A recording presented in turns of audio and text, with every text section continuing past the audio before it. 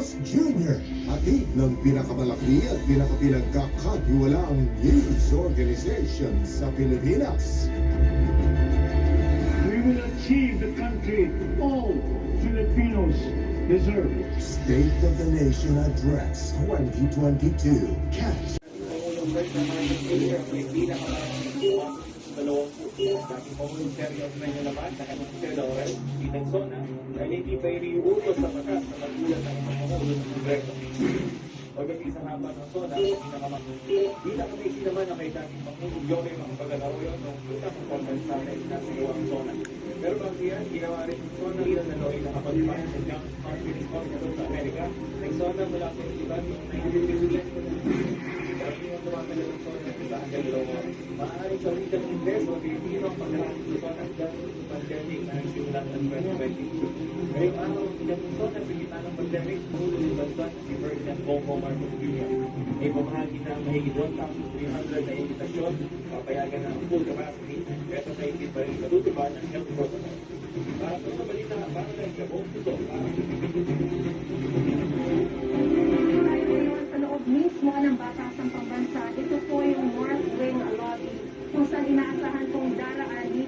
If need be, we will not stop until the last drug lord, the last financier, and the last pusher have surrendered or put behind bars or below the ground if they so wish.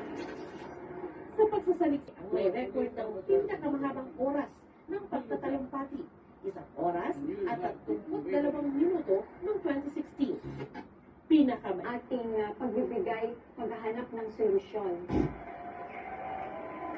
Inaabangan din ang unang Sona ni Pangulong Bongbong Marcos na gaya ng mga nagdaang Sona ng mga Pangulong nauna sa kanya, magiging bahagi rin ng kasaysayan ng bansa. Yan ang unang balita.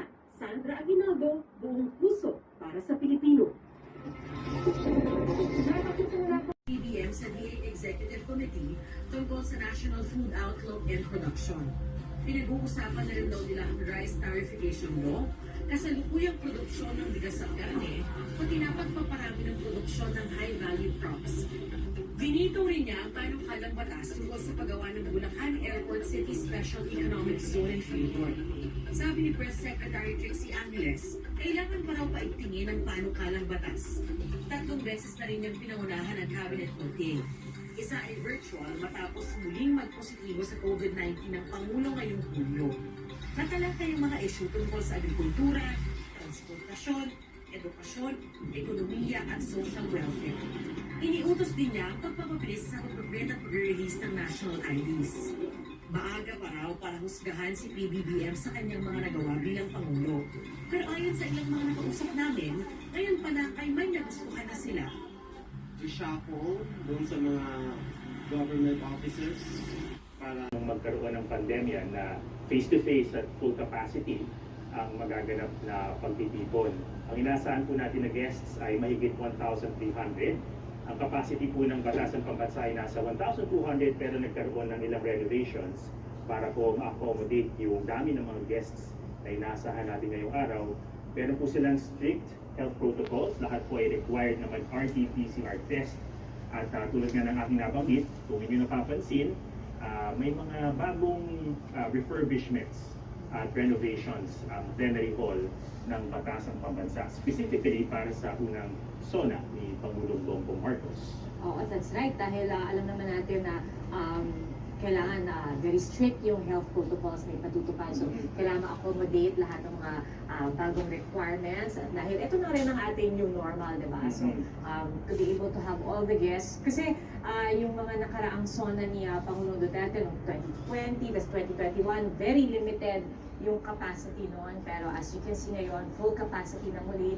At mula kanina, no, nakita na natin yung pagdating ng ilang mambabatas, yung natin ni Pangulong Marcos na talagang inalatag niya lahat dito sa kanyang first Sona. Yeah, oo. I think yung ilan sa mga inaasahan ng mga makikinig at ng taong bayan at syempre ng mga analysts din, based on yung mga naging meetings ng Pangulo, yung kanyang cabinet meetings at syempre yung kanyang inaugural speech magpo-focus siya sa mga bagay tulad ng ekonomiya, food security, at COVID response. So bukod dito, I think yung mga kababayan din natin ay malaki ang interest kung ano ang magiging direksyon o magiging tugon ng bagong administration. 7 trillion pesos yung pre-pandemic level. So lahat po ng ito ay malalaking mga hamon. At sa unang Sona pa lang ng Pangulo, inaasahan na malalaman natin kung ano yung magiging direksyon para harapin itong mga hamon na ito. At gaya nga ng sinabi ni Executive Secretary Rodriguez, mismo si Pangulong Marcos ang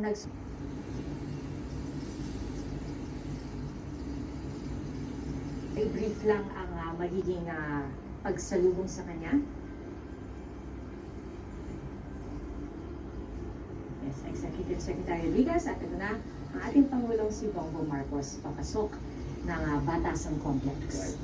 So tulad ng nabanggit po Pia, siya ay sasalubungin ng AFP Chief of Staff at diretso muna sila sa Presidential Legislative Liaison Office or PLLO Office. Ito ay kadalasang ginagawa. Nagkakaroon lamang ng maiksing pagpupulong sa loob ng PLLO Office bago magpunta ang Pangulo sa loob ng plenary hall para i-deliver yung kanyang State of the Nation address. So alam din natin na of course meron na tayong bagong Speaker of the House, ang pinsan ni Pangulong Bongbong Marcos na si Congressman Martin Romualdez. At of course, other members of the Marcos clan na mga bahagi na rin ngayon ng gobyerno, mga mambabatas na inaasahan nating dadalo rin. So, alam natin na dadalo doon sa unang Sona ni Pangulong Bongbong Marcos. Earlier nakita rin natin, no? Kasama actually niya ngayon, si Speaker Romualdez and Senate President Mig Zubiri. And kanina sa pagbubukas ng sesyon, sinabi rin ni Senator Mig Zubiri na talagang sisiya sa atin nilang mabuti lahat ng mga proposed bills, pati na kung ano magiging legislative agenda ng Pangulo. Susubukan na lang talagang suportahan ang legislative agenda ng Pangulo. At ito'y, pero syempre sabi niya, itadaan pa rin ito sa masusing proseso. Ngayon, atong tawagin natin si Ivan Mayrina na nariyan sa Batasan Complex. Ivan, saan ka banda nakapwesto? Anong latest dyan? Ivan?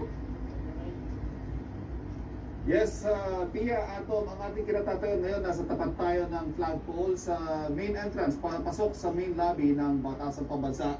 Nananatiling mahigpit ang nakikita nating seguridad from where we stand. Although batay nga rin sa nakikita nating live feed, ayan po, 3:32 ngayong hapon, lumapag ang chopper na lulan si Pangulong Bongbong Marcos na naghatid sa kanya para sa kanyang kauna-unahang State of the Nation address.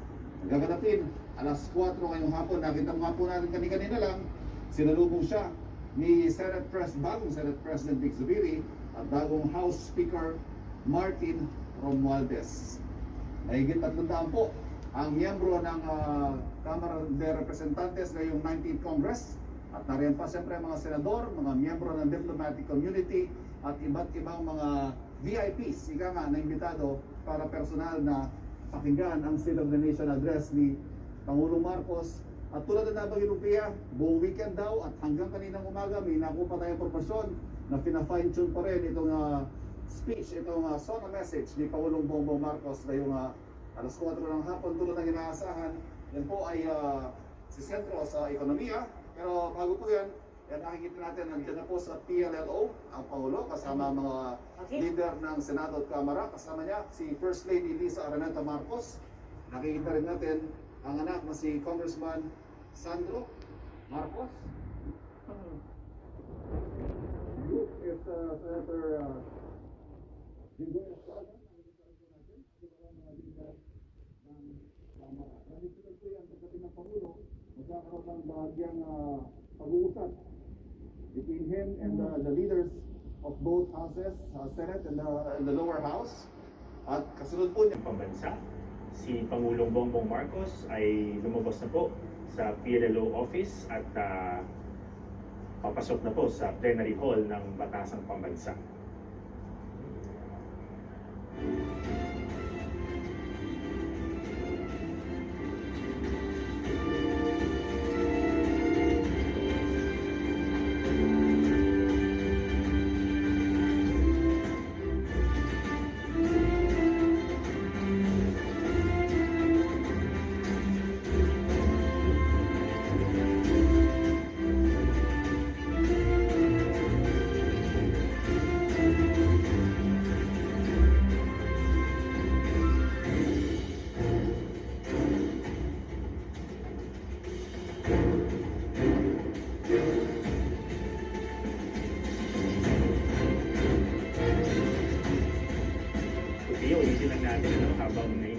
natin ang talumpati ni Pangulong Bongbong Marcos, ilan sa mga inaasahan nating tatalakayin sa kanyang unang State of the Nation address ay yung ating challenges pagdating sa food security. Alam din natin na ang Pangulo ay ngayon hinahawakan muna ang Department of Agriculture habang hindi pa nakapagtatalaga formally ng bagong kalihim sa DA. Sabi ni Pangulo, gusto niya i-take yung responsibility dahil alam niya kung gaano kabigat ang problema natin sa agrikultura. Nabanggit din niya yung education overhaul at yung challenge ng pag-upgrade doon sa skills at yung technical knowledge ng ating mga estudyante. At mismong ang Vice President, ang pangalawang Pangulo nga, ang ngayon ay kalihim na rin ng Department of Education. At syempre, tulad ng nabanggit natin, hindi pa tayo natatapos sa pandemic. Tumataas rin yung mga kaso, nakaka 1,000 cases tayo per day. Ibig sabihin, kahit na I'm sure pagod na tayong lahat sa pandemic, pangatlong taon na ito, andyan pa rin yung challenge ng pag-upgrade ng ating public health system at inaasahan din natin na isa ito sa mga bagay na babanggitin ni Pangulong Bongbong Marcos. The President of the Republic of the Philippines, His Excellency Ferdinand Romualdez Marcos Jr.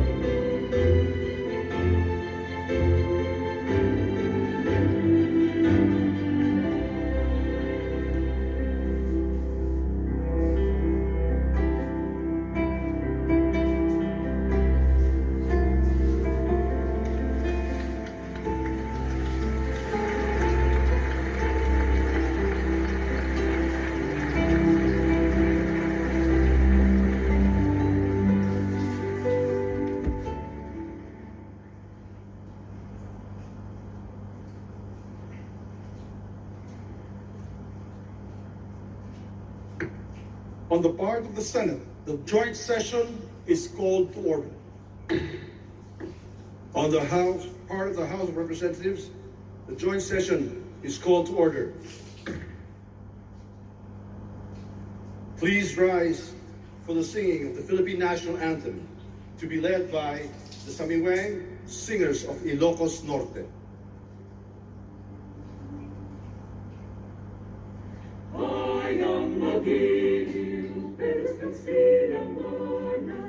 Alam ng puso sa dilim mo'y buhay, lupang hinirang, ulit ka ng mag-ibig, sa manlulupi, di ka pasisipin, sa dagat at tunog sa simula, sa langit mabakaw, paglayang minamahal, ang isip ng mataw at mo'y tawag, ay nanagdidinig. Pag may di magdidinig, lupa ng araw, larway,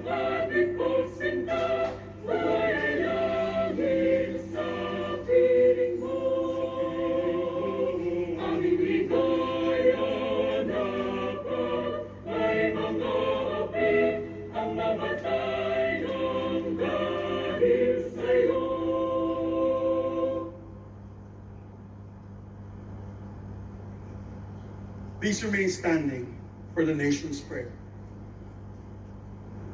Aming manlilikha, tagapagbigay buhay at liwanag ng sangkatauhan. Salamat po sa iyong pagtangkilig at paggabay sa bansang Pilipinas. Salamat po sa kalayaang magtipon tulad ngayon ayon sa talaga ng aming saligang batas. Salamat po na kami dahil sa kabayanihan, pagsisikap at sakripisyo ng aming mga ninuno at mga bayani ay nabuo upang maging isang bansa at isang malayang demokratikong republika. Walhamdulillahi Rabbil Alamin.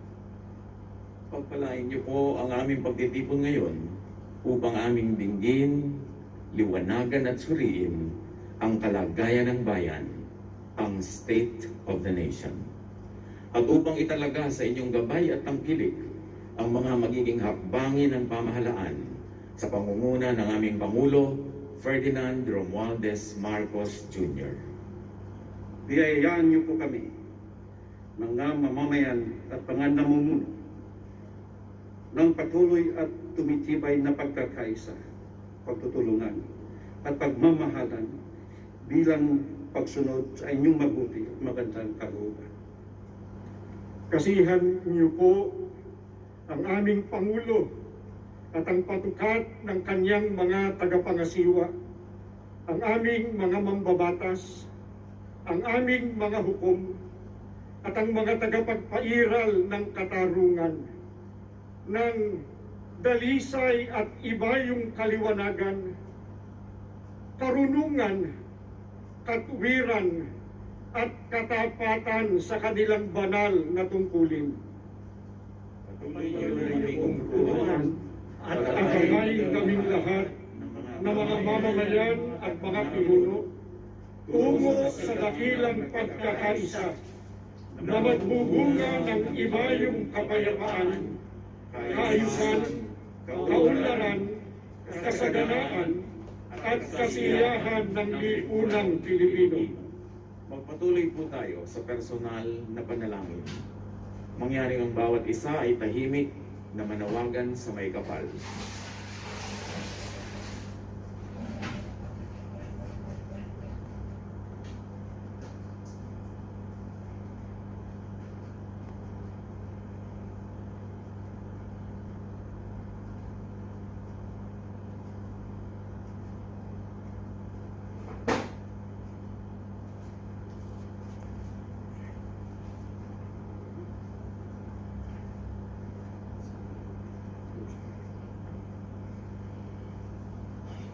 Ladies and gentlemen, honorable members of the Congress of the Philippines, His Excellency Ferdinand Romualdez Marcos Jr., President of the Republic of the Philippines.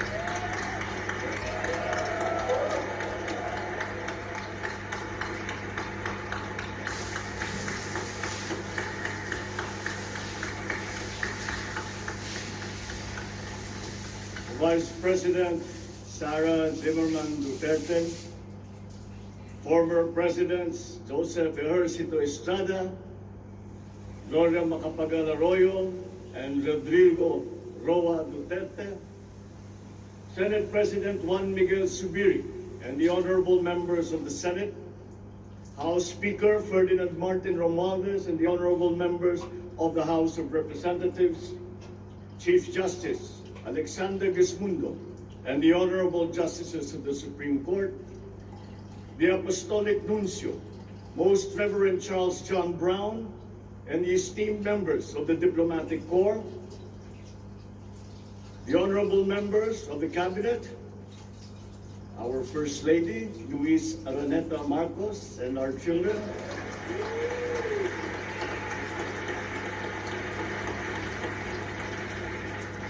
Distinguished guests, ang mga minamahal kong mga kababayan, ladies and gentlemen, magandang hapon po sa inyong lahat. I come before you today to address you as it is my duty as President of the Republic. We live in difficult times, brought about by some forces of our own making, but certainly also by forces that are beyond our control. But we have, and we will continue to find solutions, and these are some of them. In terms of the economy, we will implement a sound fiscal management. Tax administration reforms will be in place to increase revenue collection.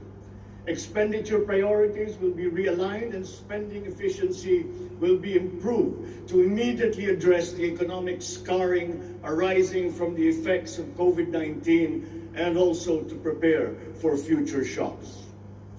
Productivity-enhancing investments will be promoted.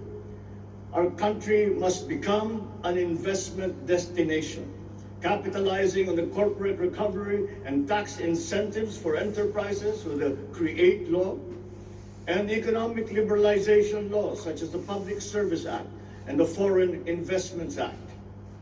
Ecozones will be fully supported to bring in strategic industries such as those engaged in high-tech manufacturing, health and medical care, and all emerging technologies. This is also seen to facilitate economic growth outside of Metro Manila.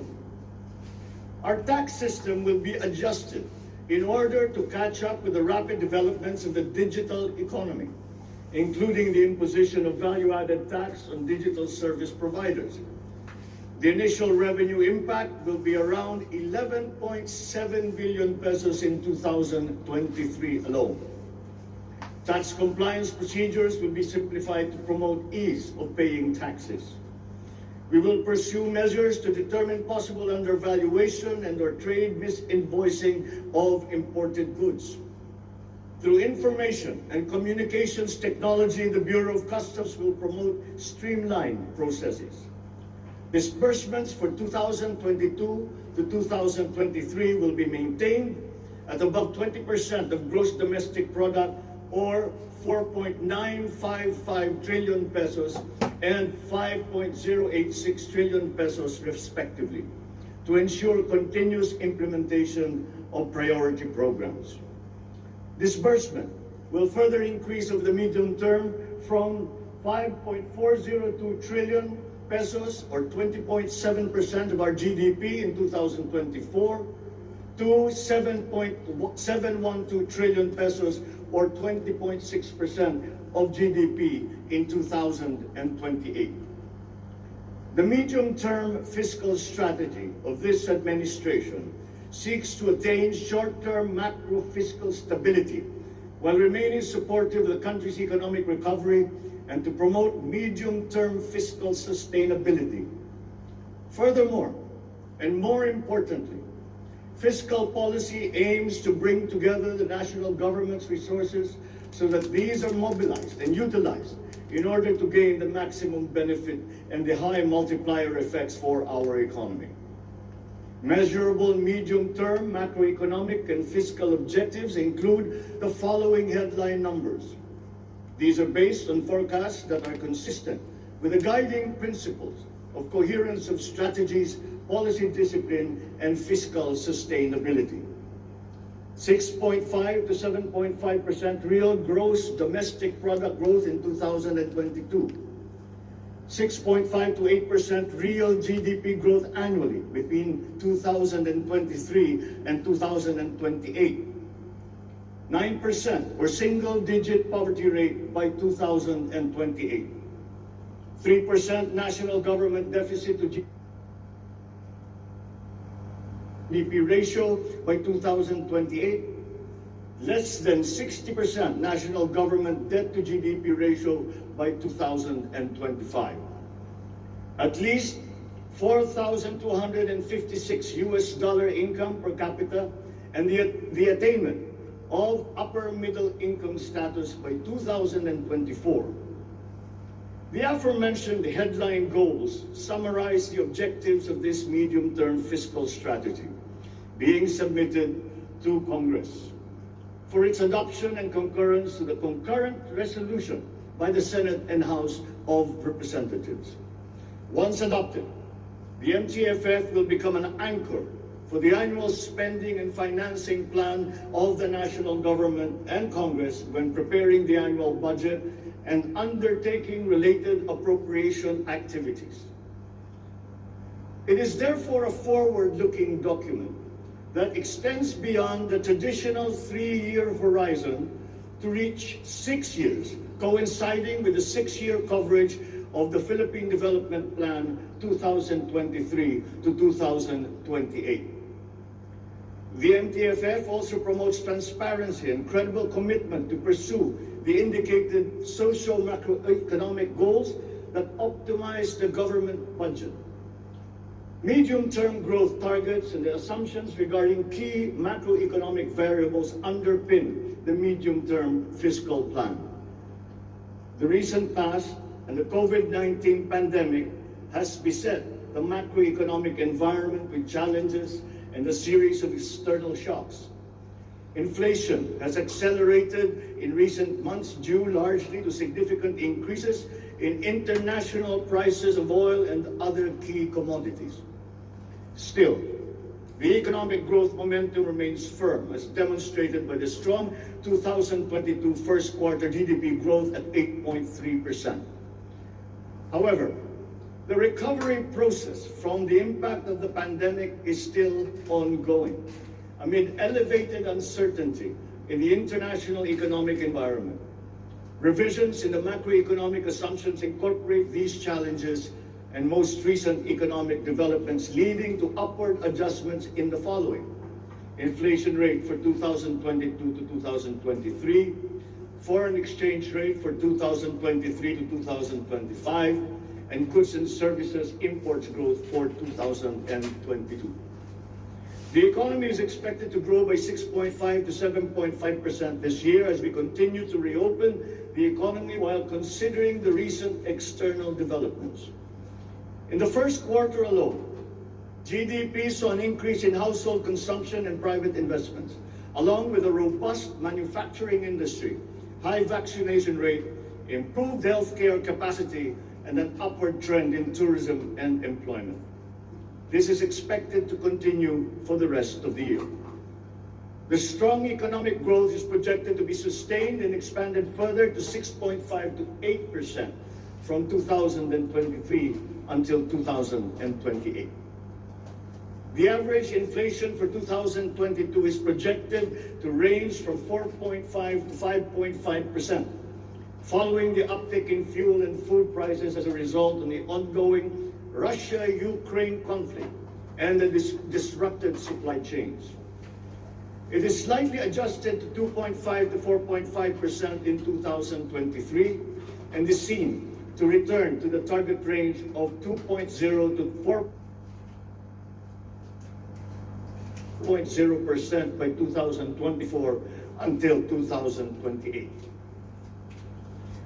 Dubai crude oil price is expected to settle at $90 to $110 per barrel in 2022, $80 to $100 per barrel in 2023, and $70 to $90 per barrel from 2024 onwards, as oil supply is expected to catch up and stabilize over the medium term. The Philippine peso is projected to average between 51 to 53 pesos per US dollar in 2022 and 51 to 55 pesos per US dollar from 2023 onwards, due to aggressive monetary policy tightening by the US Federal Reserve, market aversion amid the Russian-Ukraine conflict, and again, increased global oil prices. Lastly, exports of goods are expected to grow by 7% in 2022 and 6% from 2023 to 2028. On the other hand, Imports of goods are projected to grow by 18% in 2022, 6% in 2023, and 8% from 2024 to 2028. I have instructed the NEDA to coordinate with other agencies and work on the Philippine Development Plan for 2023 to 28 and to submit to me the complete blueprint and progress of its implementation not later than year end. One of the main drivers of our push for growth and employment will be in the agricultural sector. With regard to food supply, we are confronted by a two-pronged problem.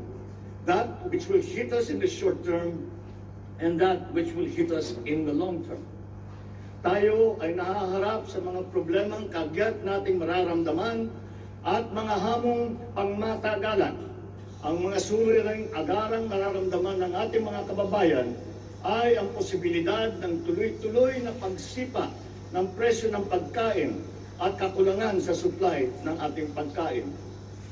Upang masuportahan ang mabimili para mapanatili ang kanilang purchasing power o kapangyarihan sa pagbili, isinapinal ng Department of Agriculture ang planong taasan ang produksyon sa susunod na panahon ng pagtanim o planting season sa pamamagitan ng tulong pinansyal at teknikal. Magbibigay tayo ng pauta habang mas ilalapit natin sa sektor ng agrikultura ang hindi gaanong mahal na farm inputs na bibilhin na ng bulto ng gobyerno. Kabilang dito ang abono, pestisidyo, mga punla, feeds, fuel subsidy, at ayuda para sa mga karapat-dapat na benepisyaryo. Para sa pangmatagalang solusyon, itataas natin ang produksyon ng mga kalakal at produktong pang-agrikultura. At para magawa ito, pagtitibayin natin ang tinatawag na value chain na nagsisimula sa mga magsasaka hanggang sa mga namimili. May mga bahagi ng value chain na sa ngayon ay kanya-kanya ang operasyon. Pagtibayin natin ang koordinasyon ng iba't ibang bahagi nito. Ang pagsasaliksik para sa mga makabagong paraan at ng pagtatanim at pag-aalaga ng hayop ay masusing gagabayan ng Department of Agriculture. Ang produksyon ng farm inputs o mga kakailanganin ng mga magsasaka sa pagpapalago ng kanilang sakahan ay ating iaayon sa mga hamong dala ng climate change at global warming. Mahigpit na pagsusuri ang gagawin ng ating mga eksperto tungo dito. Ang mga pautang at financial assistance sa mga magbubukid at mangingisda ay magiging institusyon at patakaran ng aking administrasyon.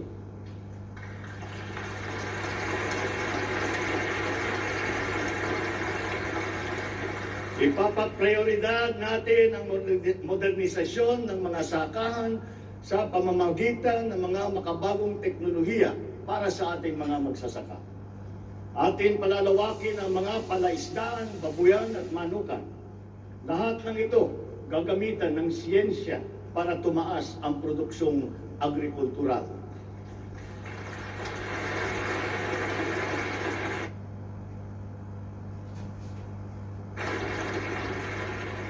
Maging ang post-production at processing ay susuportahan ng pamahalaan. Gagawa tayo ng network, national network ng farm-to-market road upang mas mabilis na mailakbay ng mga magsasaka ang kanilang mga produkto sa mga pamilihan. At gagawa tayo ng mga paraan upang maramdaman ng mga mamimili ang pagluluwag ng presyo ng mga produktong pagkain sa kayang halaga, gaya ng muling pagbubuhay ng mga Kadiwa Center. Hindi ito magagawa sa isang araw. Hindi magagawa sa isang buwan o isang taon lamang. Ngunit, kailangan na natin simulaan ngayon.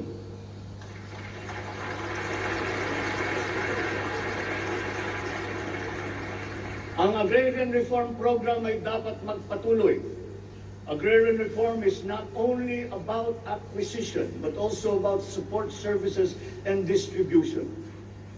To assist this, I intend to issue an executive order to impose a one-year moratorium on the payment of land amortization and interest payments.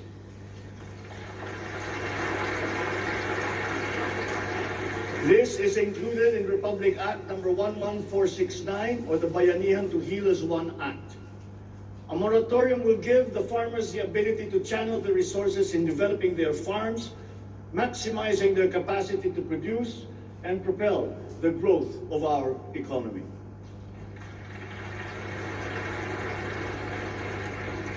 Civil society organizations also support this because it will unburden the farmers of their dues and be able to focus on improving farm productivity.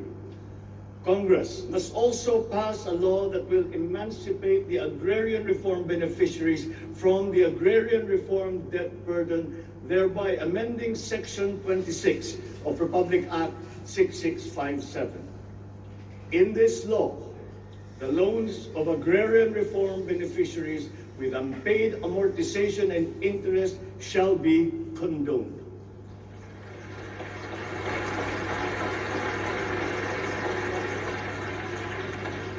Layunin ng batas nito ay burahin ang hindi mabayarang utang ng ating mga magsasaka na benepisyaryo ng agrarian reform.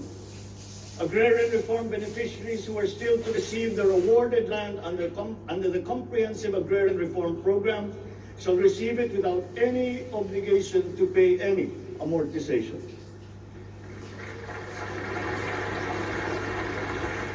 The condonation of the existing agrarian reform loan will cover the amount of 58.125 billion pesos, benefiting 654,000 agrarian reform beneficiaries and involving a total of 1.18 million hectares of awarded lands.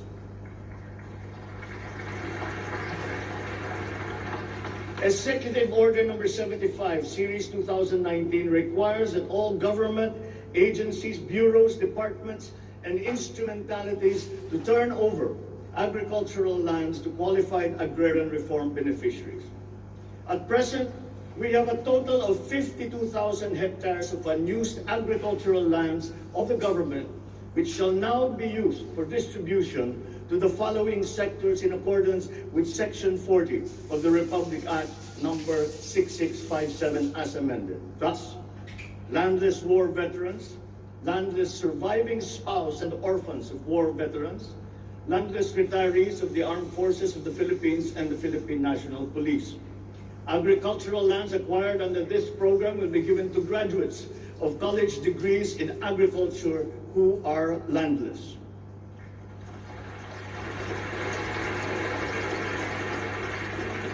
The call of the times is for the infusion of fresh and new blood in the agricultural sector. We need a new breed of farmers equipped with modern agricultural technology able to engage in sustained scientific farming that will not only increase farm yields but also resilience in the face of climate change.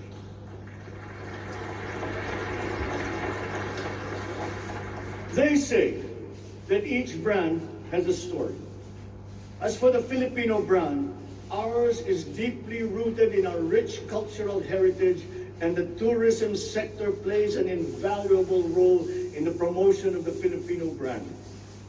Tourism is not only an important economic development tool, but the abundance of opportunities that the sector creates in terms of regular employment and even job creation at the grassroots level is undeniable.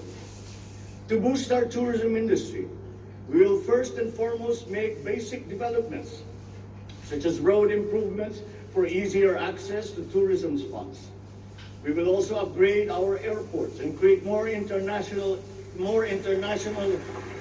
airports to help decongest the bottleneck in the Manila airport. We will also make it more convenient for travelers to go around the country, even to remote areas, to help promote undiscovered tourist spots. This program will be led by the Department of Tourism together with the Department of Public Works and Highways.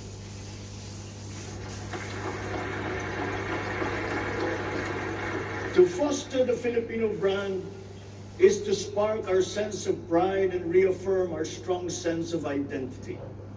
It is time to welcome the rest of the world with an enhanced Filipino brand that is unique, attractive, and creative. The creativity of the Filipino is truly world-class. We excel in arts and culture, new media, live events, avenues which generate primary and downstream jobs for our creative and talented countrymen. Unfortunately, ang mga hanap buhay na ito ang unang pinadapa ng pandemya at ang pinakahuli namang makabalik sa normal. The creative industry likewise faces many challenges, including workplace conditions, working hours, intellectual property rights, and the welfare of our beloved freelancers who were left vulnerable during the height of the pandemic. We require an institutionalized creative industry that will advance the interest of its stakeholders. Sila na nagbibigay ng kaluluwa at pagkakilala sa ating pagka-Pilipino. Protektahan natin sila.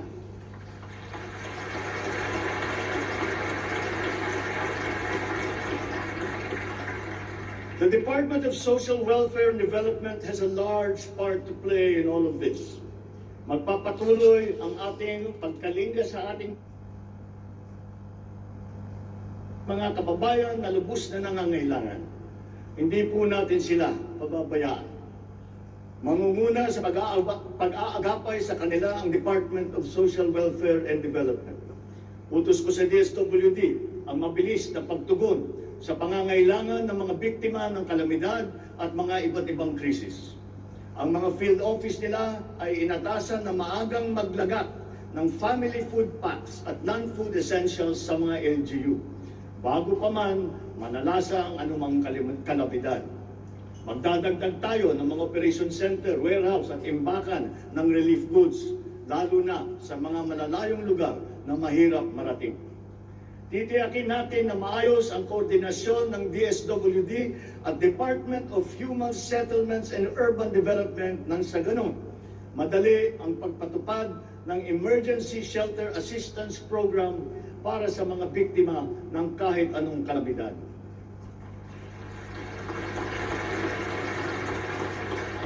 Pagtitibayan pa natin ang komprehensibong programang Assistance to Individuals in Crisis Situations o ang ating tinatawag na AICS para maiparating ang tulong sa mas maraming biktima. Hindi natin papahirapan ang mga biktima ng krisis na dudulog sa ahensya. Gagawin nating simple ang proseso ng paghingi at pagparating ng tulong. Dahil hindi naman dapat dinadagdagan pa ang hirap ng nararanasan ng ating mga mamamayan. Upang matiyak na mapupunta sa kwalipikadong mga pamilya ang tulong na pamahalaan sa pamamagitan na 4Ps o Pantawid Pamilya Pilipino Program, titiyakin natin na malilinis ang listahan ng benepisyaryo.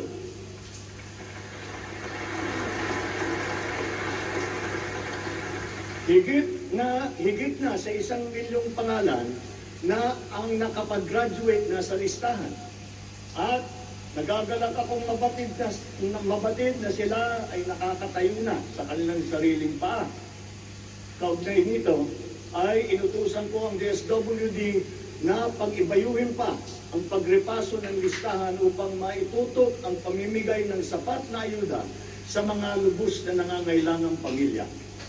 Magpapatuloy ang supplemental feeding program para sa mga bata sa Child Development Centers at Supervised Neighborhood Play at lalo pa natin palalawakin sa taong 2023.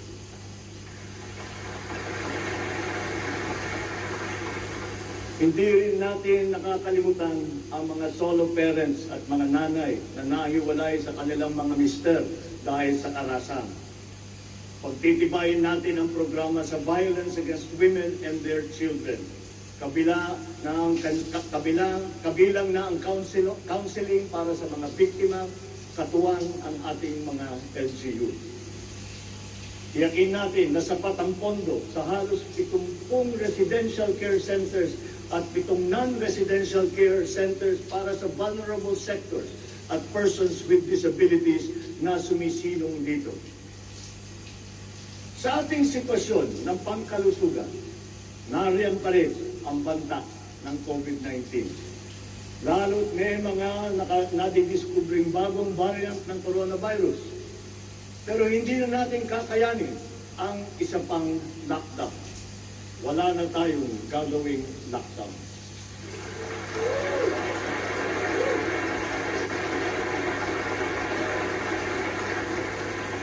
Dapat natin balansehin ng maayos ang kalusugan at kapakanan ng ating mga mamamayan sa isang banda at ang ekonomiya naman sa kabilang banda.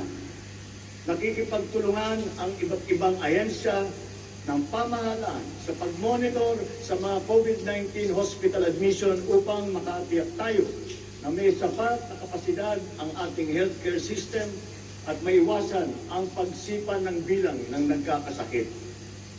Patuloy din ang ating vaccine booster rollout para sa ating pangkalahatang depensa.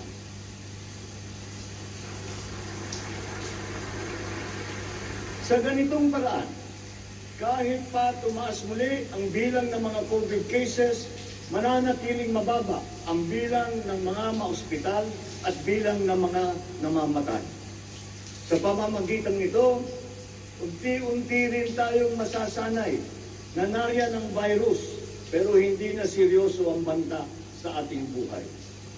Iaayon natin ang ating mga health protocols sa kung ano ang ating pangangailangan sa paglipas ng panahon at lalo pang iipayuhin ang kooperasyon kasama ang pribadong sektor upang tumaas pa ang kumpiyansa ng mga mamumunuhan nang sa gayon ay bumalik na tayo sa full capacity, lalo-lalo na ang ating mga negosyo.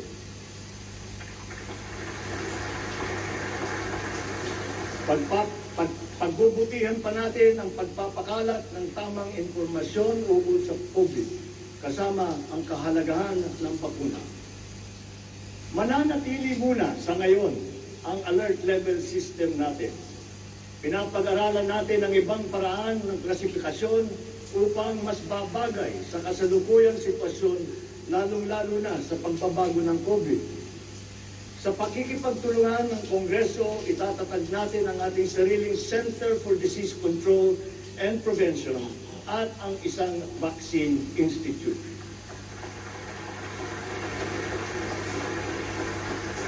Magtatayo tayo ng dagdag ng mga health center at ospital.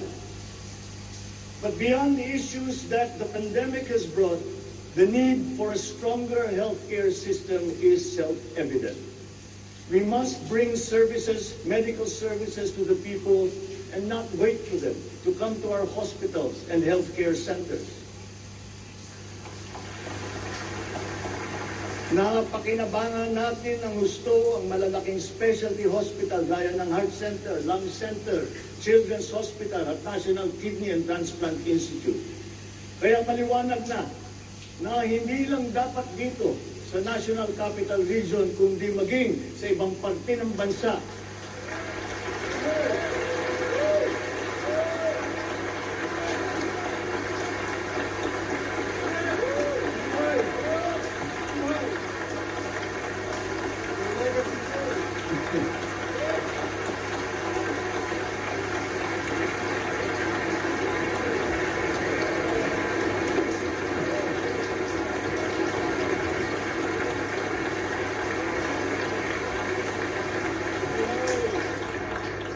Maliwanag na hindi lamang dapat dito lamang sa National Capital Region kundi maging sa ibang parte ng bansa, kailangan magdagdag ng ganitong uri ng mga pagamutan. Bukod dito, upang mailapit natin ang healthcare system sa taong bayan, nang hindi sila kailangan pumunta sa sentro ng kanilang bayan, lalawigan o region, ay maglalagay tayo ng mga clinic, mga RH na pupuntahan ng mga doktor, nurse, midwife, medtech, isang beses, dalawang beses sa isang linggo. Nang sa ganun, magiging mas madali sa may karamdaman na magpapagamot nang hindi na kailangan magbiyahe ng malayo.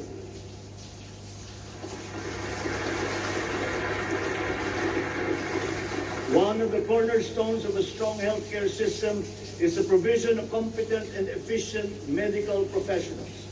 We will exert all efforts to improve the welfare of our doctors, our nurses, and other medical frontliners. Dapat din tayong magkaroon ng sapat na supply ng gamot na kinakailangan sa pang-araw-araw ng ating mga mamamayan. Sinimulan ko na ang pakikipag-usap sa mga kumpanya ng gamot dito sa Pilipinas at sa ibang bansa. Hinihikayat natin na buksan nila ang merkado upang bumaba ang presyo ng gamot.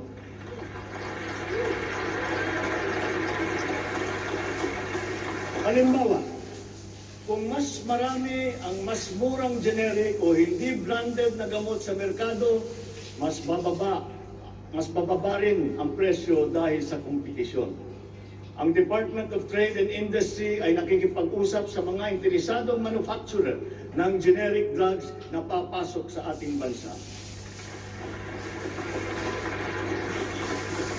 Inuutusan ko naman ang Philippine Competition Commission na pantay-pantay dapat at walang kartel sa hanay ng mga pharmaceutical companies.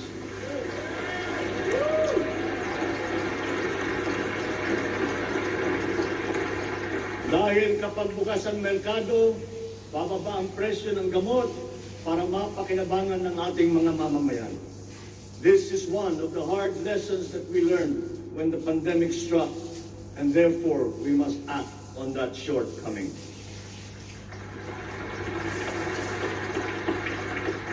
In the educational sector, I believe it is time for our children to return to full face-to-face classes once again.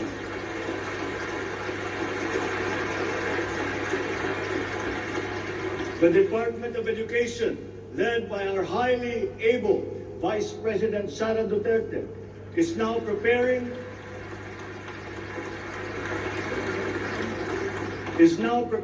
for its implementation in the upcoming school year, with utmost consideration for the safety of students as we are still in the middle of the COVID-19 pandemic. We must ensure that our classrooms are safe for teachers, for students, and the entire academic community when they return to face-to-face classes. We continue to encourage everyone to get their booster shots in preparation for the resumption of in-person classes. This is one of the reasons I have directed the Department of Health and the Department of Interior and Local Government to undertake another rollout of booster shots.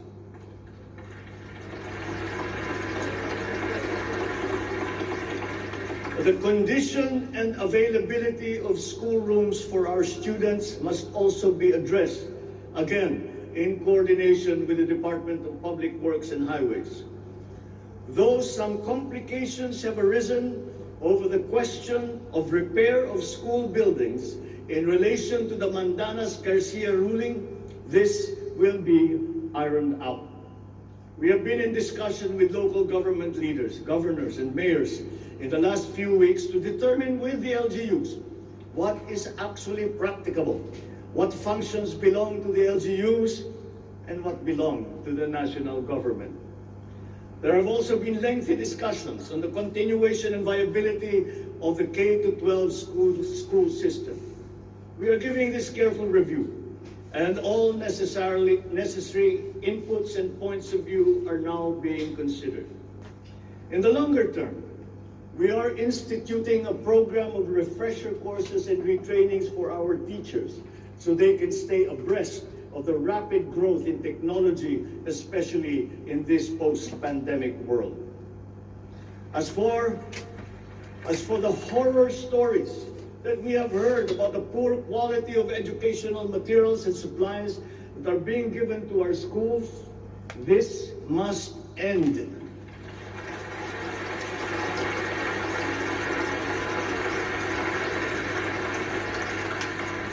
Our children must always be equipped with the best that we can provide.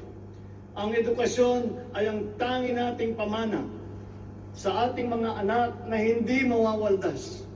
Kaya anumang gastusin sa kanilang pag-aaral ay hindi tayo nagtitipid. Hindi rin tayo nagtatapon. And once again, I am not talking about history or what is being taught. I am talking about materials that are necessary for effective teaching in this day and age. Children now need connectivity to the internet. They need devices to use. They need computers, educational tools.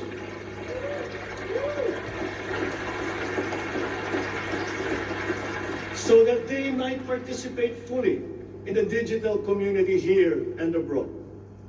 We must do better in the international rankings, especially when it comes to the so-called STEM subjects: science, technology, engineering, and mathematics. These skills, this knowledge, are necessary for our young people to be able to compete in a highly technological and competitive world. The raw talent is there in our young people. It is up to our educational system to develop and to refine that great pool of talent.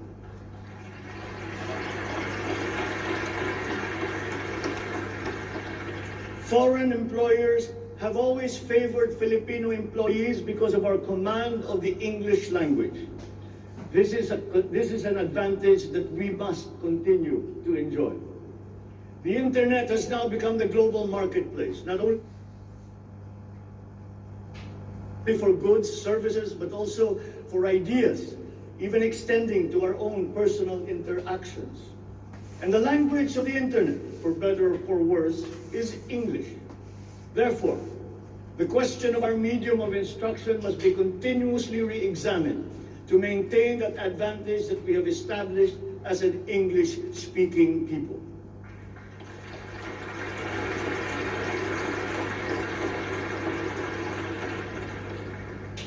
On a related subject, we are entering an age of exponential adoption of technology. It is the fourth industrial revolution. This will be characterized by the infusion of technology into almost every facet of our lives. Breakthrough technologies in the areas of quantum computing, artificial intelligence, nanotechnologies, the Internet of Things, robotics, self-driving electric vehicles, 3D printing, virtual and augmented realities, among others, that will radically transform the way business is done. The scale and the speed at which these innovations are introduced universally into our everyday lives and activities is unprecedented in our recorded history. We cannot stand idly by. The mission of our Department of Information and Communications Technology is to identify and utilize these innovations to improve governance. It has the daunting task now of transforming our government into an agile bureaucracy that is responsive to the needs of the public. Provide good and solid data to ensure informed decision-making, as well as allow secure and seamless access to public services. The voluminous records stored in the government warehouses and archives have to be digitized. Those that are already stored in various inventories of data should be harmonized and shared across departments and agencies. Needless to say, these have to be kept in large data centers that are secure yet accessible. The national ID will play an important part in this digital transformation.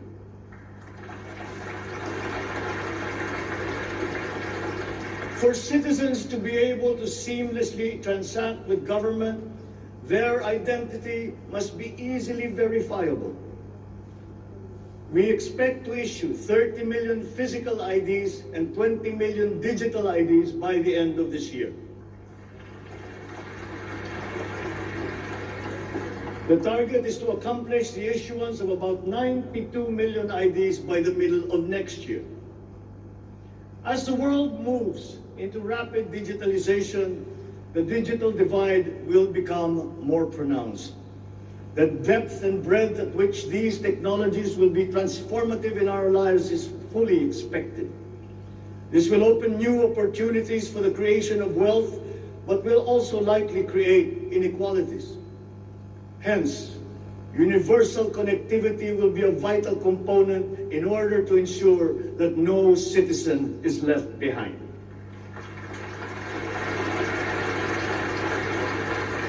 I have therefore tasked the DICT to deploy digital connectivity across our various islands.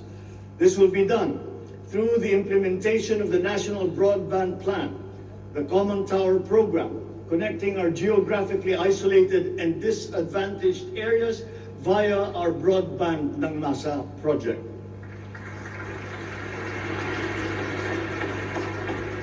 All relevant modes of digital transport should be utilized. These may be through a combination of terrestrial or submarine fiber optics, wireless, and even satellite technology. As our Public Service Act has opened the doors and removed the restrictions on foreign investment, we foresee an increase in direct investment of overseas players. This will translate into better quality, availability, and affordability of telecommunications services all over the country. We come now to infrastructure. The backbone of an economy is its infrastructure. The infrastructure program of the Duterte administration must not only continue, but wherever possible, be expanded.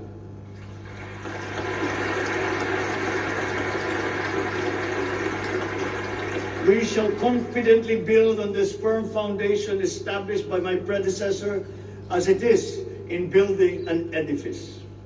We must keep the momentum and aspire to build better, more. Necessarily, infrastructure development will remain a very high priority in our drive for growth and employment. Once again, I will not suspend any of the ongoing projects, as those have already been shown to be of benefit to the public that they serve.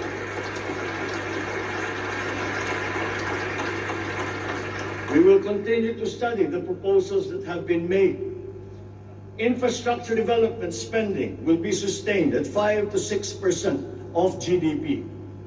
The planned expansion of infrastructure projects, I believe, would be possible if we continue to encourage the participation of the private sector in the development of our programs. Public-private partnerships, or PPPs, hold great potential for that expansion, for infrastructure development, and for innovation. Our infrastructure development is of primary importance, as it is a necessary element to improve many other sectors, to include agriculture, tourism, general economic activity, and even to governance. It is my belief also that we have missed some great opportunities to develop our rail transport system. It is clear in my mind that railways offer great potential, as it continues to be the cheapest way of transporting goods and passengers. We can build upon already existing lines by modernizing these old railway systems. There are dozens of railway projects on the ground, above the ground, below ground, not just in Manila, but in other regions, at various stages of implementation and with a combined cost of 1.9 trillion pesos. This administration is committed to finish building the current portfolio of investments, approved railway projects such as the North-South Commuter Railway System, the 33-kilometer Metro Manila Subway Project, the 147-kilometer North-South Commuter Railway System, the 12-kilometer LRT1 Cavite Extension, the 23-kilometer MRT7, and the common station that will connect LRT1, MRT3, and MRT7. And beyond NCR, larger scale railway systems like the 102-kilometer Mindanao Railway Project,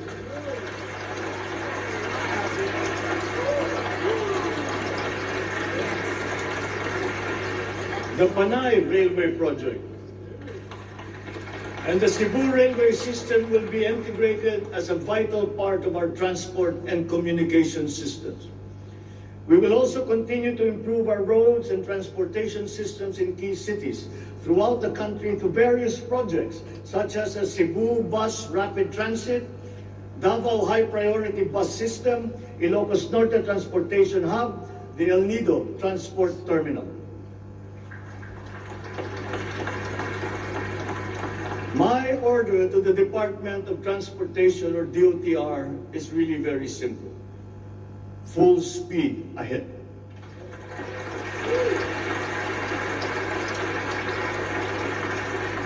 Improving our railway system, along with modernizing existing airports and seaports, will maximize our strategic location in the Pacific and connect our many islands. A key sector in our transformation plans is that of energy. Another fundamental requirement for growth and increased employment will be the availability of cheap, reliable energy. This even comes under the category of ease of doing business. If we are to attract investors, both local and foreign, to set up shop here in the Philippines.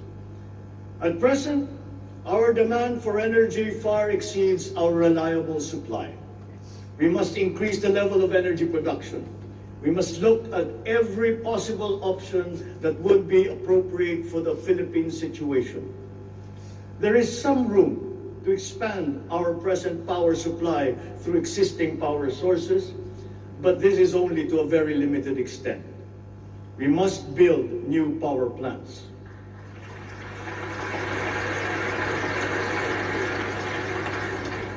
We must take advantage of all the best technology that is now available, especially in the areas of renewable energy.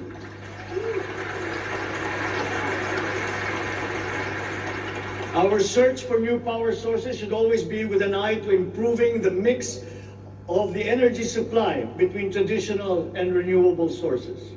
The technology on renewable energy is progressing rapidly, and many of these technologies are appropriate for the Philippines. We have already begun windmill power. We are now expanding very quickly our solar power production. For both offshore and onshore wind turbines, for example, the World Bank has calculated that there is a potential for 255 gigawatts by the year of 2030. Solar power has steadily increased its efficiency in converting sunlight to electrical power, which is particularly attractive for the Philippines. Because unlike wind power, solar power is practical almost everywhere in the Philippines all year round. In the move to lowering our carbon footprint caused by energy production, our advancement to renewables will have a lead time. In the interim, natural gas will hold the key. We will provide investment incentives by clarifying the uncertain policy in upstream gas, particularly in the area close to Malampaya. This requires clarification of the processes and review of service contracts policy. I believe that it is time towards building nuclear power plants in the Philippines.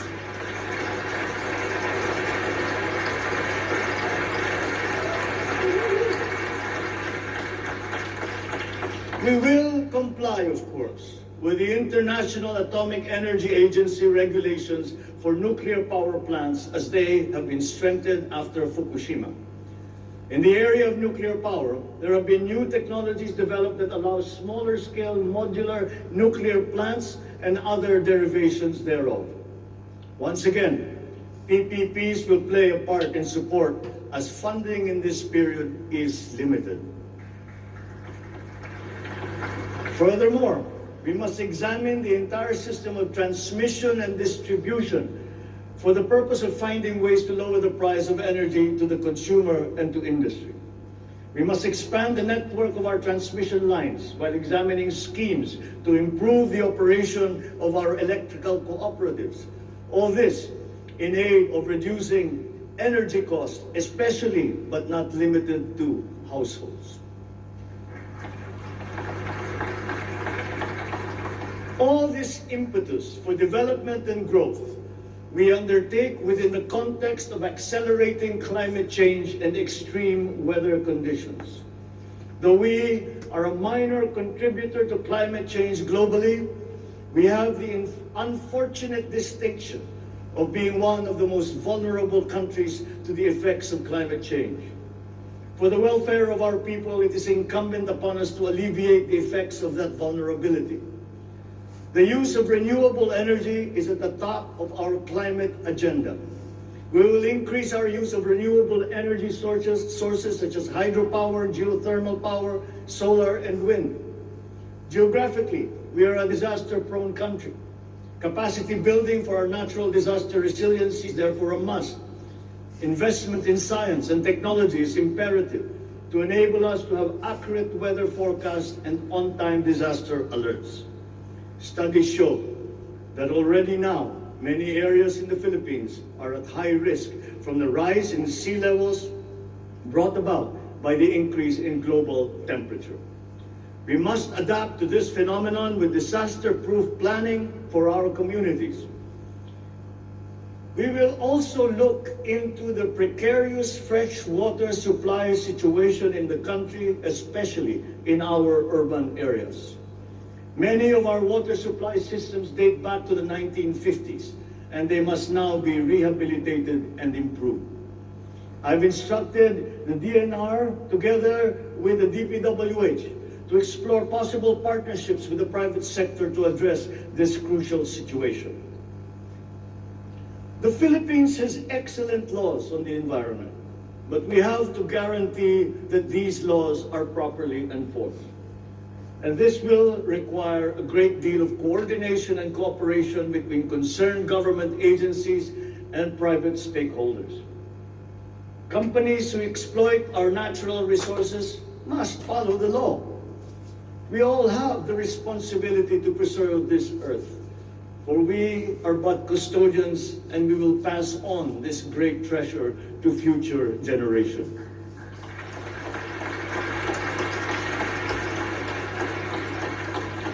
There is no question that the preservation of the environment is the preservation of life.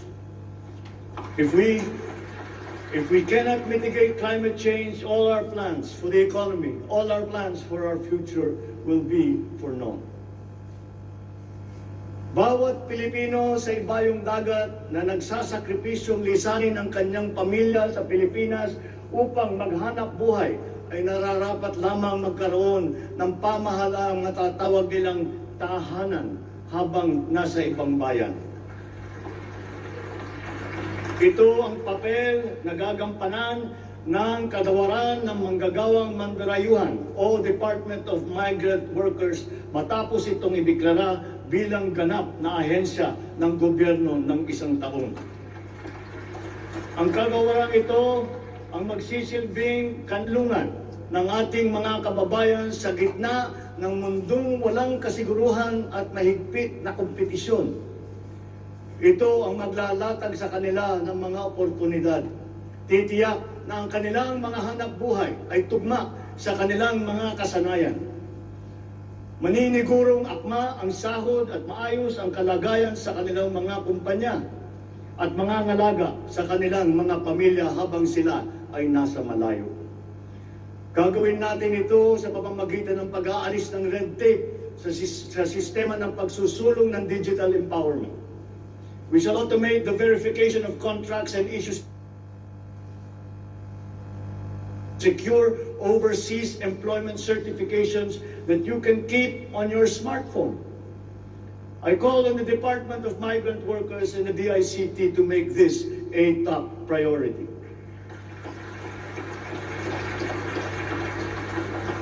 Tinatawagan ko rin ang Department of Foreign Affairs na makipagtulungan sa Department of Migrant Workers na tiyakin ang lahat ng mga diplomatic post ay tutulong na agaran maibalik sa trabaho ang mga ating mga overseas Filipino workers na nawalan ng hanap buhay nitong nakalipas na ilang taon.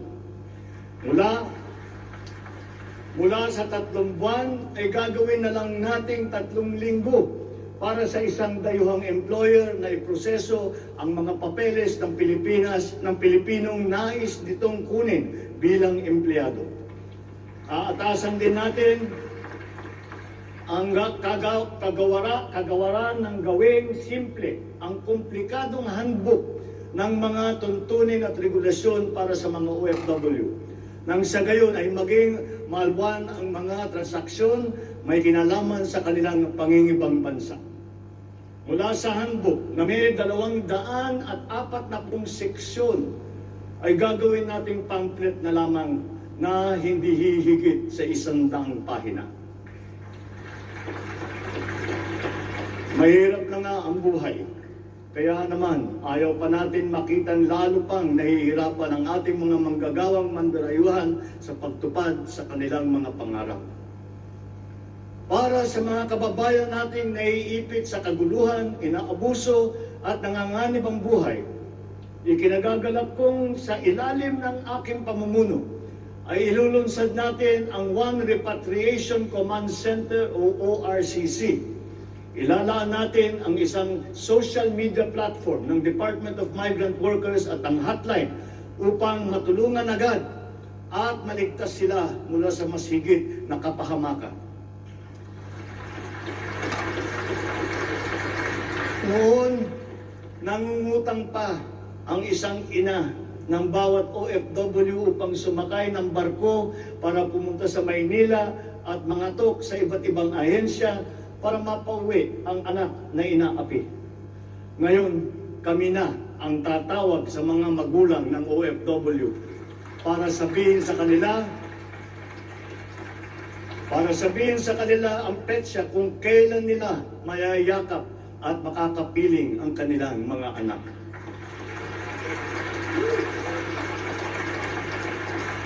Sa kasalukuyan ay nakikipag-ugnayan tayo sa pamahalaan ng Saudi Arabia upang buksan muli ang deployment. Kaya natin at gagawin natin ang makipagnegosasyon na mabigyan ang ating mga kababayan doon ng tamang pasahod at mapangalagaan ang kanilang karapatan at kapakanan. Muli natin patitibayin ang respeto at pagkakaibigan ng ating dalawang bansa tulad ng namamagitan sa ating ama sa kanilang hari. Sa mga susunod na buwan ay magtutungo si Secretary Susan Ople sa Saudi Arabia upang tiyakin na may sapat na puwersang magsisiguro na mabubuksan muli ang empleyo sa bansa at para maisulong ang ating kampanya laban sa human trafficking. Ngayon, para naman sa mga anak na naiwan sa Pilipinas, titiyakin ng Department of Migrant Workers sa pamamagitan ng OWA na sila ay maipapasok sa magagandang paaralan, magtuturo sa kanila ng financial literacy, mental wellness, sports, sining, kultura. Ito ay mangyayari sa pakikipagtulungan ng iba't ibang ahensya ng pamahalaan. Alagaan natin ang kabataang Pilipino sapagkat sila ang kinabukasan ng ating inang bayan.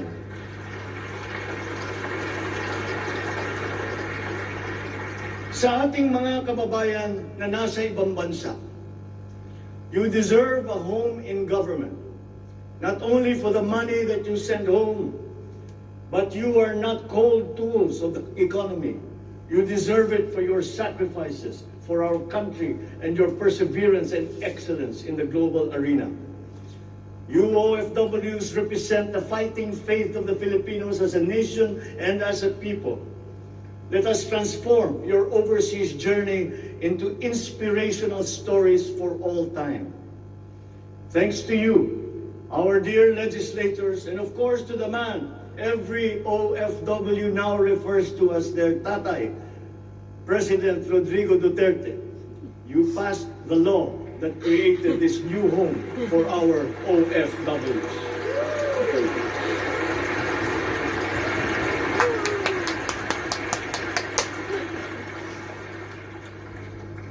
On the area of foreign policy, I will not preside over any process that will abandon even 1 square inch of territory of the Republic of the Philippines to any foreign power.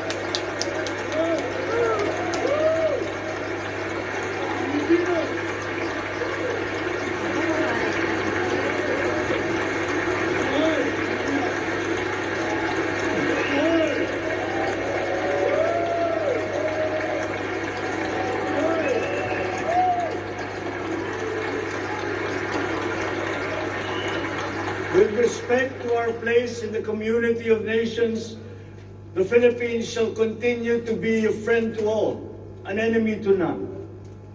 The Philippines has always been open and welcoming to all our foreign friends and visitors. That is our worldview. That is our culture. But let me be clear. We are very jealous of all that is Filipino.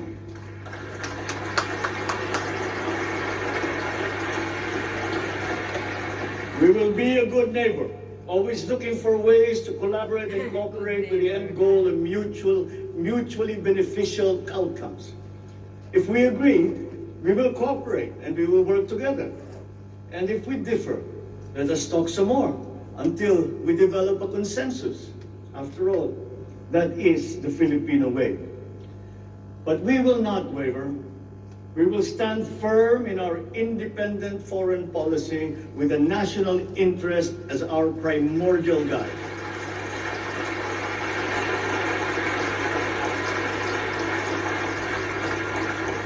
We commit to maintaining good relations with the rest of the world. As a matter of fact, it is my sincere belief that the need for strong bonds and collaboration among nations emerges in the direst of times, such as in a pandemic. The partnerships and alliances that we make with all will provide stability that all nations will need as we emerge into this new global economy. The Philippines will continue to promote stronger and multifaceted relationships with all our partners around the world. We are, in fact, grateful for the messages of support and offers of help that we have received from many of our friends in the international community. This has been communicated to us through the different envoys and ambassadors here in the Philippines. Such strong relationships can only be beneficial to all involved. As I am here today addressing the legislature, allow me now to propose legislation that we would like you to pass in support of these programs. 1.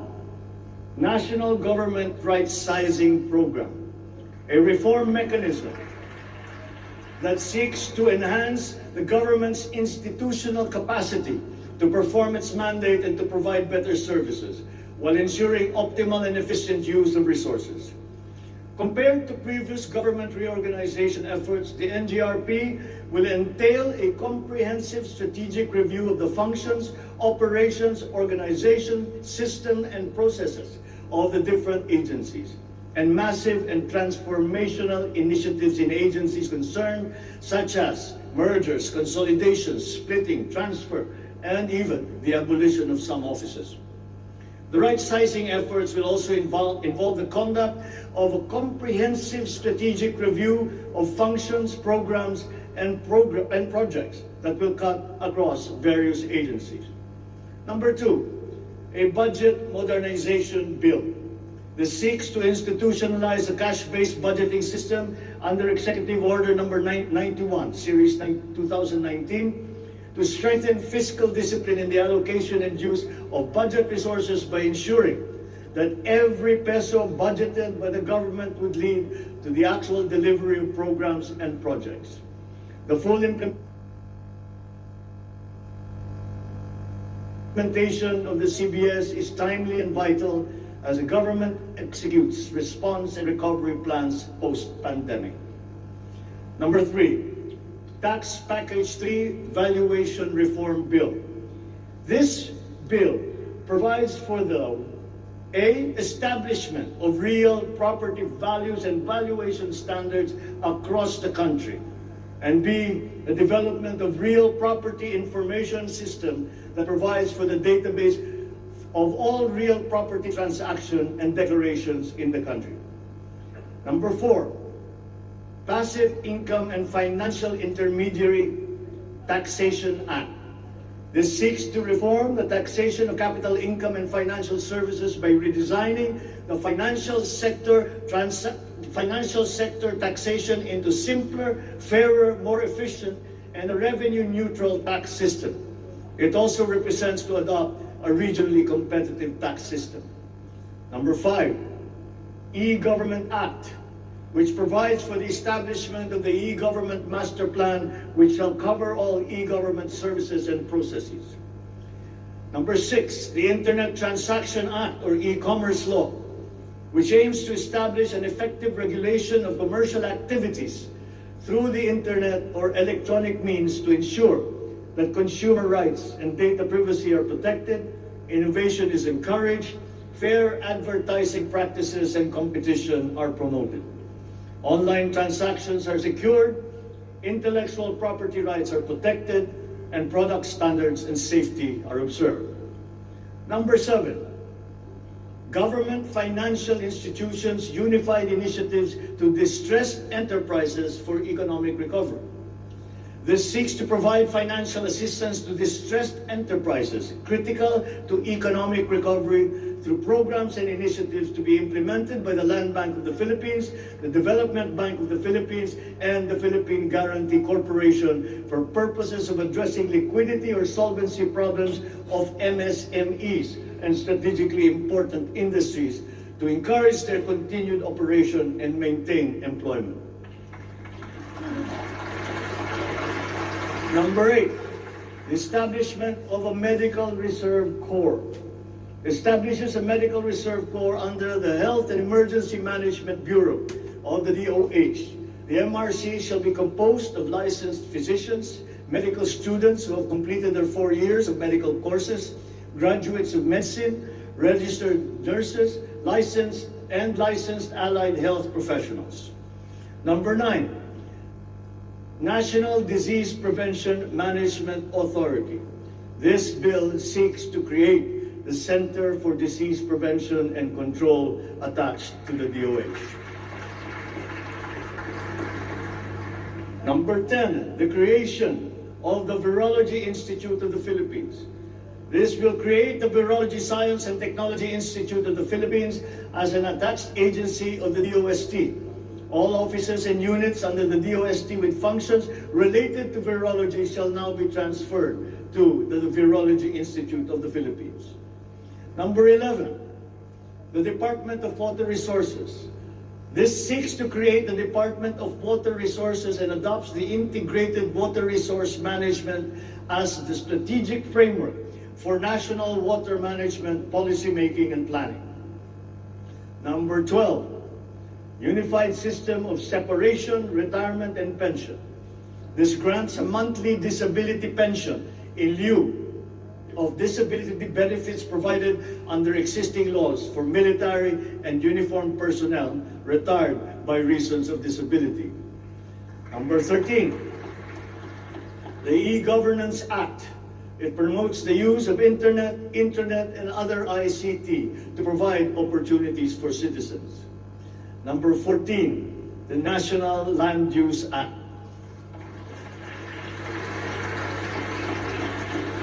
This will provide for a rational and holistic management and development of our country's land and water resources, hold owners accountable for making these lands productive and sustainable, strengthen the LGU to manage ecological balance within its jurisdiction. It also provides for land use and physical planning framework as a mechanism in determining policies and principles to implement this legislative measure. Number 15, the National Defense Act. This seeks to amend the antiquated National Defense Act of 1935 to provide for a change in the military structure of the armed forces of the Philippines that is more responsive to current and future non-conventional security threats to the country's territorial integrity and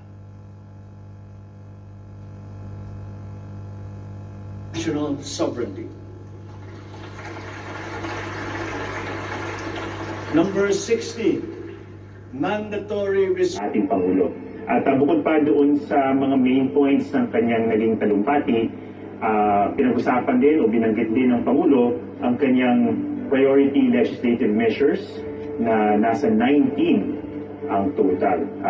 Usually yung kanyang legislative measures ay nakasentro din doon sa mga main topics na nilaman ng kanyang Sona.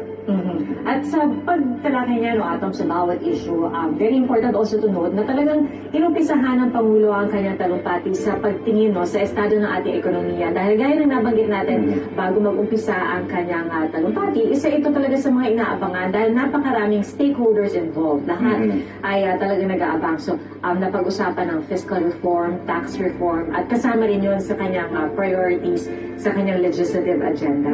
Ang isa sa mga nabanggit din ng Pangulo, yung adhikain o yung target na pababain to single-digit yung poverty rate sa bansa, 9% sa loob ng kanyang termino, at maabot din ng status na middle-income country o upper-middle-income country within his term. So ito yung mga bagay na mga target na maabot ng Administrasyong Marcos. At gaya nga ng nabanggit ng Pangulo, sabi niya napakahalaga ng agrarian reform sa kanilang amortization para matulungan sila at ma-divert yung resources na ito sa ibang bagay tulad ng modernization at more production ng resources. In fact, in terms of the economy, nung pinag-usapan niya ang ekonomiya, talagang nakasentro siya doon sa usapin ng agrikultura at kung paano nga natin mamodernize ang ating agrikultura at magkaroon ng food security within his term. Alright. Marami pa tayong pag-uusapan, Atom. So, huwag po kayong bibitiw. Yan po ang unang Sona ni Pangulong Bongbong Marcos. Tuloy-tuloy pa rin po ang ating special coverage. Magpapalik pa po kami.